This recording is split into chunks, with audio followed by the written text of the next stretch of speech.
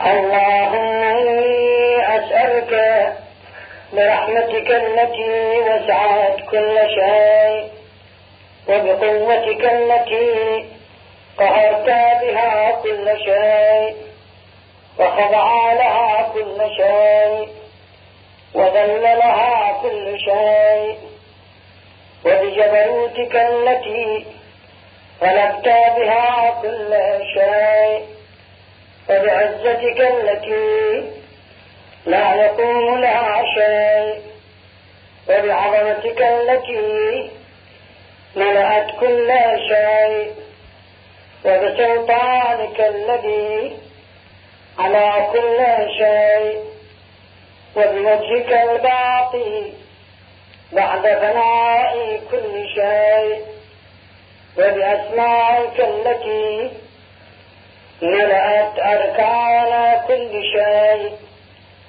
وبعلمك الذي أحاط بكل شيء وبنور وجهك الذي أضاء له كل شيء يا نور يا قدوس يا أول الأولين ويا آخر الآخرين. اللهم اغفر لي الذنوب التي تهتك العصام. اللهم اغفر لي الذنوب التي تنزل النقام. اللهم اغفر لي الذنوب التي تغير النعام. اللهم اغفر لي الذنوب التي تحبس الدعاء.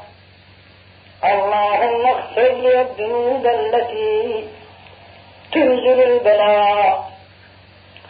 اللهم اغفر لي كل ذنب أذنبته وكل خطيئة أخطأتها. اللهم إني أتقرب إليك بذكرك وأستشفع بك إلى نفسك وأسألك بجودك أن تدويني من قربك وأن توجعني شكرك وأن تلهمني ذكرك. اللهم إني أسألك سؤال خاضع متذلل خاشع أن تسامحني وترحمني وتجعلني بقسمك راضيا قانعا وفي جميع الأحوال متواضعا. اللهم وأسألك سؤال من اشتدت فاقته وأنزل بك عند انشداد حاجته وعظم فيما عندك رغبته. اللهم عظم سلطانك وعلى مكانك وخفي مكرك وظهر أمرك وغلب قهرك وجرت قدرتك ولا يمكن الفرار من حكومتك. اللهم لا أجد لذنوبي غافرا ولا لقبائحي ساترا ولا لشيء من عمل القبيح بالحسن مبدلا غيرك. لا إله إلا أنت سبحانك وبحمدك ظلمت نفسي وتجرأت بجهلي وسكنت إلى قديم ذكرك لي ومنك علي. اللهم مولاي كم من قبيح سترته وكم من فادح من البلاء أقلته وكم من عثار وقيته وكم من مكروه دفعته وكم من ثناء جميل لست أهلا له نشرته. اللهم عظم بلائي وأفرط بي سوء حالي وقصرت بي أعمالي وقعدت بي أغلالي وحبسني عن نفعي بعد أملي وخدعتني الدنيا بغرورها ونفسي بخيانتها ومطالي يا سيدي فأسألك بعزتك ألا يحجب عنك دعائي سوء عملي وفعالي ولا تفضحني بخفي ما اطلعت علي من سري ولا تعاجلني بالعقوبة على ما عملته في خلواتي من سوء فعلي وإساءتي ودوام تفريطي وجهالتي وكثرة شهواتي في جميع الأمور عطيفة. إلهي وربي من لي غيرك أسأله كشف ضري والنظر في أمري. إلهي ومولاي أجريت علي حكما اتبعت فيه هوى نفسي ولم أحترز فيه من تزيين عدوي فغرني بما أهوى وأسعده على ذلك القضاء فتجاوزت بما جرى علي من ذلك بعض حدودك وخالفت بعض أوامرك فلك الحمد علي في جميع ذلك ولا حجة لي فيما جرى علي فيه قضاؤك وألزمني حكمك وبلاؤك وقد أتيتك يا إلهي بعد تقصيري وإسرافي على نفسي معتذرا نادما منكسرا مستقيلا مستغفرا منيبا مقرعا مذعنا معترفا لا أجد مقرا مما كان مني ولا مفزعا أتوجه إليه في أمري. اللهم اقبل عذري وارحم شدة ضري وفكني من شدة وثاقي. يا رب ارحم ضعف بدني ورقة جلدي ودقة عظمي. يا من بدأ خلقي وذكري وتربيتي وبري وتغذيتي هبني لابتداء كرمك وسالف برك بي يا إلهي وسيدي وربي. أتراك معذبي بنارك بعد توحيدك وبعد ما انطوى عليه قلبي من معرفتك ولهج به لساني من ذكرك واعتقده ضميري من حبك وبعد صدق اعترافي ودعائي خاضعا لربوبيتك. هيهات أنت أكرم من أن تضيع من ربيته أو هيهات أنت أكرم من أن تضيع من ربيته أو تبعد من أدنيته أو تشرد من آويته أو تسلم إلى البلاء من كفيته ورحمته. وليت شعري يا سيدي وإلهي ومولاي أتسلط النار على وجوه خرت بعظمتك ساجدة وعلى ألسن نطقت بتوحيدك صادقة وبشكرك مادحة، وعلى قلوب اعترفت بإلهيتك محققة، وعلى ضمائر حوت من العلم بك حتى صارت خاشعة، وعلى جوارح سعت إلى أوطان تعبدك طائعة، وأشارت باستغفارك مذعنة.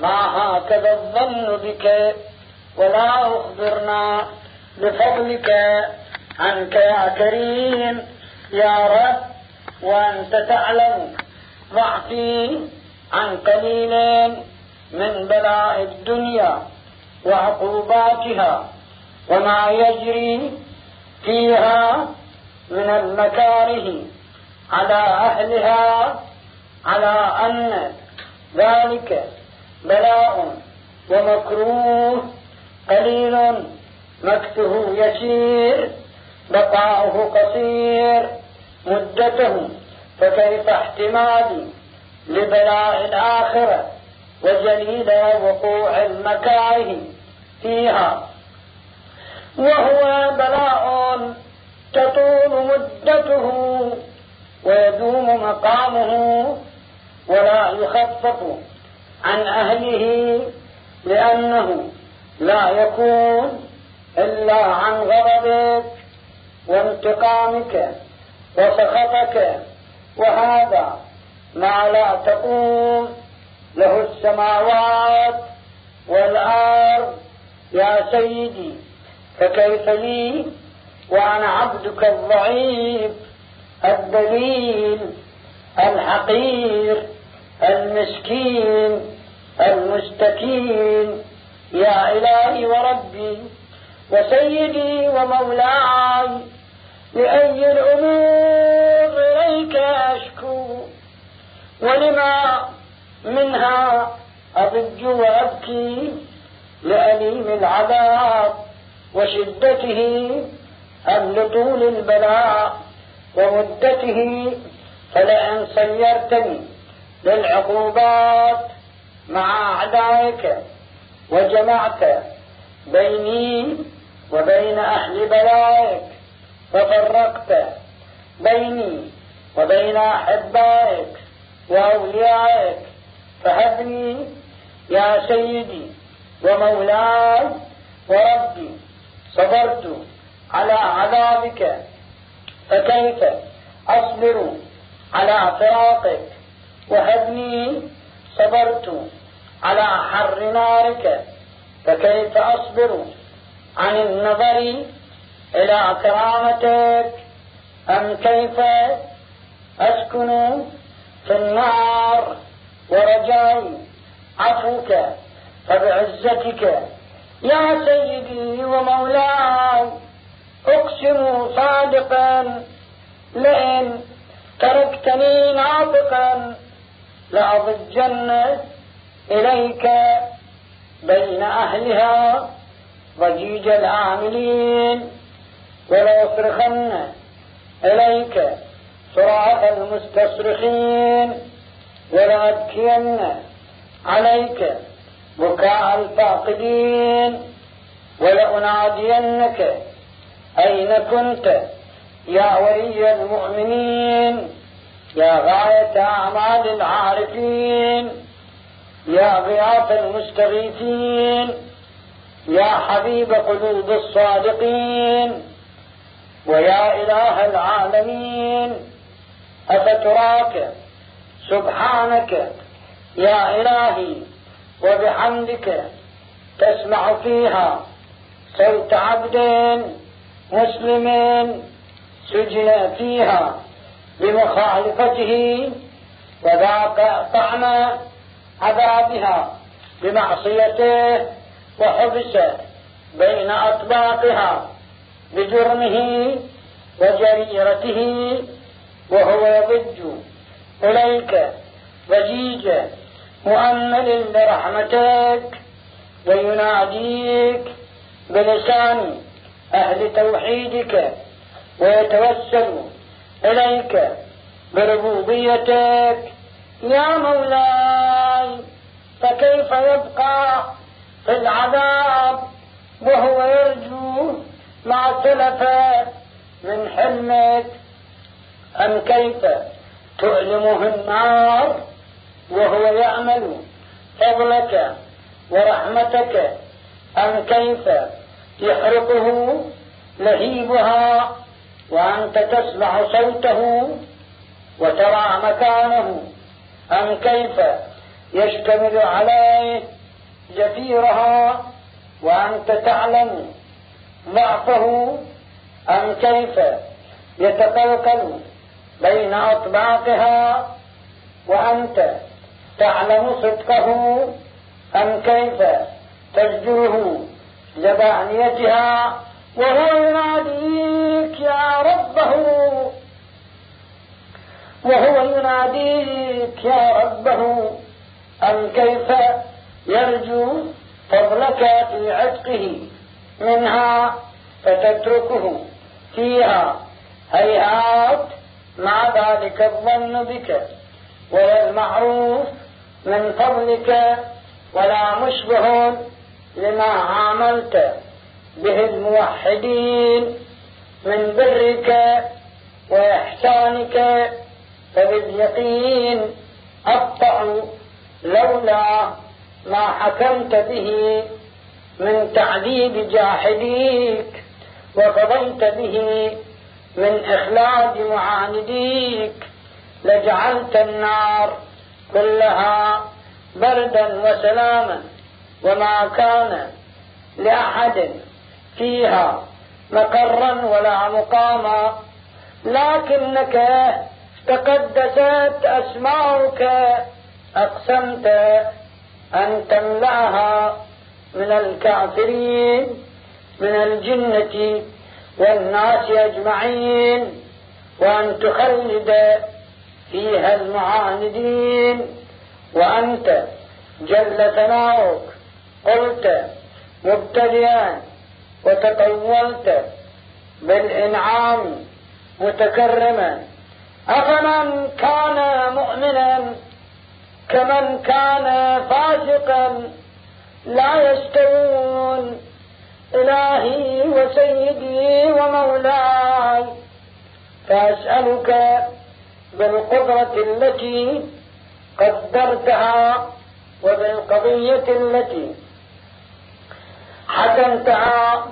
حكمتها وغلبت من عليه أجريتها، أن تهب لي في هذه الليلة يا الله وفي هذه الساعة كل جرم أجرمته وكل ذنب أذنبته وكل قبيح أسررته وكل جهل عملته كتمته أو أعلنته، أخفيته أو أظهرته، وكل سيئة أمرت بإثباتها الكرام الكاتبين الذين وكلتهم بحفظ ما يكون مني، وجعلتهم شهودا علي مع جوارحي،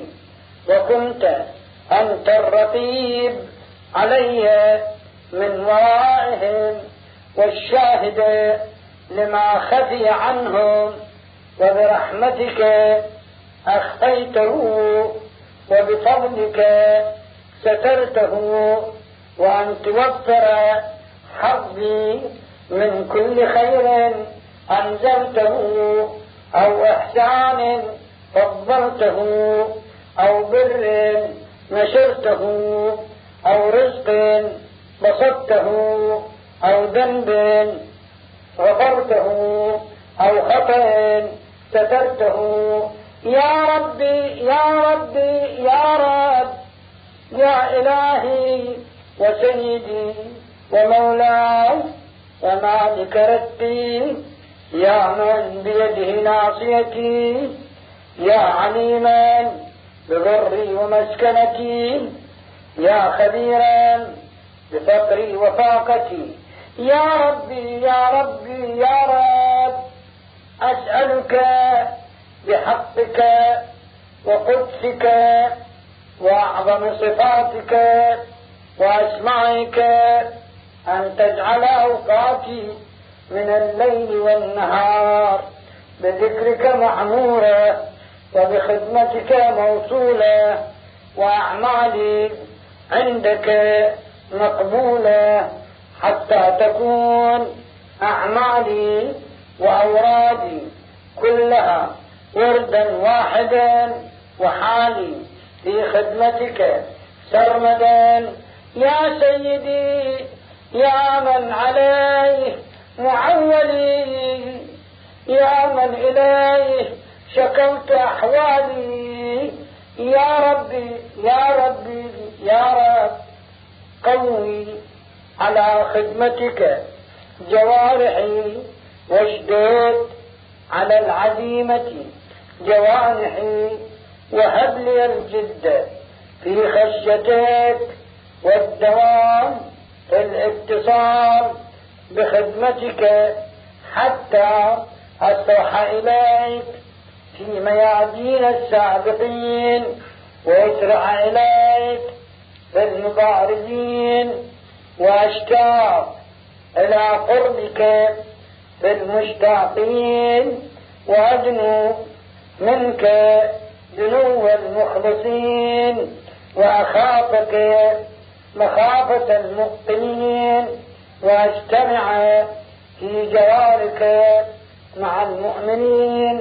اللهم ومن أرادني بسوء يا الله فأرده، ومن كادني فكده، واجعلني من أحسن عبيدك نصيبا عندك، وأقربهم منزلة منك، وأخصهم زلفة لديك، فإنه لا ينال ذلك إلا بفضلك. وجد لي بجودك، واعطف علي بمجدك، واحفظني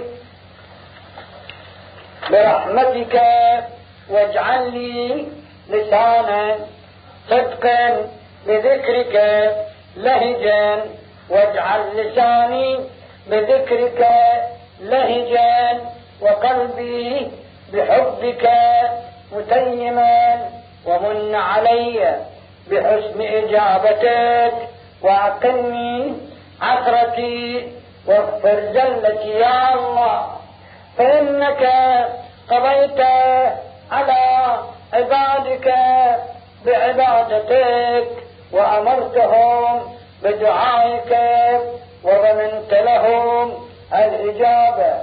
فإليك يا ربي نصبت وجهي، وإليك يا ربي مددت يدي، فبعزتك استجب لي دعائي يا الله، وبلغ مناي، ولا تقطع من فضلك رجائي، واكفني شر الجن والإنس من أعدائي. يا سريع الرضا اغفر لمن لا يملك إلا الدعاء، فإنك فعال لما تشاء. يا من اسمه دواء، وذكره شفاء، وطاعته غنى، ارحم من راس ما به الرجاء، وسلاحه البكاء. يا سابغ النعام، يا دافع النقام، يا نور المستوحشين في الظلم، يا عالما لا يعلم، صل على محمد وآل محمد، وافعل بي ما أنت أهله. وصلى الله على رسوله والأئمة الميامين من آله، وسلم تسليما كثيرا كثيرا برحمتك يا أرحم الراحمين. القارئ يسألكم الدعاء. اللهم صل على محمد وآل محمد، ولا تدع لي يا ربي في هذا المكان المكرم والمشهد المعظم ذنبا إلا غفرته يا الله، ولا هما إلا فرجته يا الله، ولا عيبا إلا سترته يا الله، ولا رزقا إلا بسطته يا الله، ولا مريضا إلا شفيته يا الله، ولا عدوا إلا أهلكته يا الله، ولا غائبا إلا حفظته يا الله، ولا دينا إلا قضيته يا الله، ولا حاجة من حوائج الدنيا والآخرة لك فيها رضا ولي فيها صلاح إلا قضيتها ويسرتها برحمتك يا أرحم الراحمين.